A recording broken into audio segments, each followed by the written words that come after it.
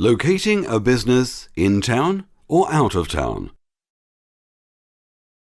One of the strongest arguments for locating a business in a town centre is the increased number of potential customers that are likely to walk past the town centre location.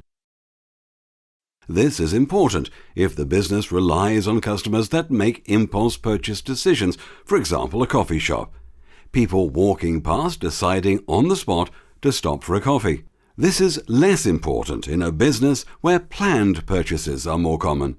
For example, customers walking past a shop selling printer ink are unlikely to get the impulse to buy printer ink if they don't need any ink. Being in the town centre suggests to customers that the business is well established and should be taken seriously.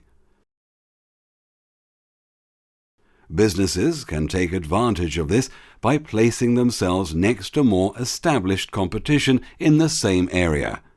Over many years, Harley Street in London has seen medical services locate there. Anybody in this industry setting up in Harley Street today would be taken seriously, as the area has a good reputation for medical services. Businesses should consider transport connections when locating in a town centre. One positive point about town centres is that all bus routes terminate there, which suggests large numbers of customers are completing their journeys in town. This might not be relevant to a business targeting customers that mainly travel by car. For example, large supermarkets are less likely to be influenced by bus routes as they offer their customers large car parks. Supermarkets know that when their customers do a large weekly shop, they want to carry it home in their cars, not on a bus. This might suggest there is an advantage to a business locating near a car park in a town centre. However, businesses need to consider if the car park is free or makes a charge, and do their potential customers use cars? Another advantage from locating in the town centre is that customers like to shop around and compare what different suppliers have got to offer.